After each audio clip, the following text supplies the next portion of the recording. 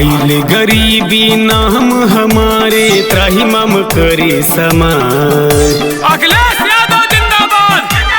खैला बिना मरता जनता लागे न तोहकेला। ढेर बरदास भइल अब नय अत्याचार चाही। तेज रफ्तार चाही सब सरकार चाही। तेज रफ्तार चाही सब सरकार चाही। अखिलेश यादव जिंदाबाद। धर्मेंद्र यादव जिंदाबाद। बुलंद सिंह अमर रहे। बुलंद सिंह अमर रहे। सगरो देवारा हरदम डूबे लोग बाढ़ में। केहू पूछवैया नइखे योगी सरकार में। अखिलेश यादव जिंदाबाद।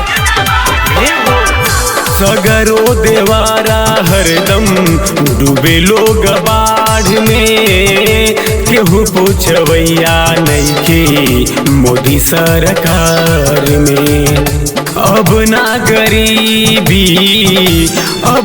गरीबी रही कुर्सी कुमार चाही।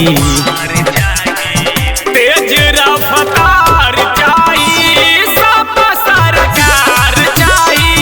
तेज रफ्तार चाही अखिलेश सरकार चाही। अखिलेश यादव जिंदाबाद। धर्मेंद्र यादव जिंदाबाद। बुलंद सिंह अमर रहे। बुलंद सिंह अमर रहे।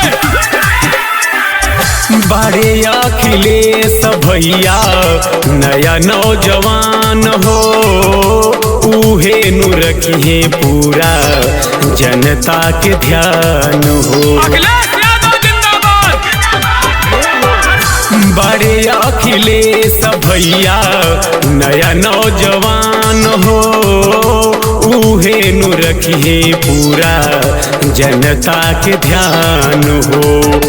अब ना दुशासन रही प्यारे लाल के प्यार चाही। तेज रफ्तार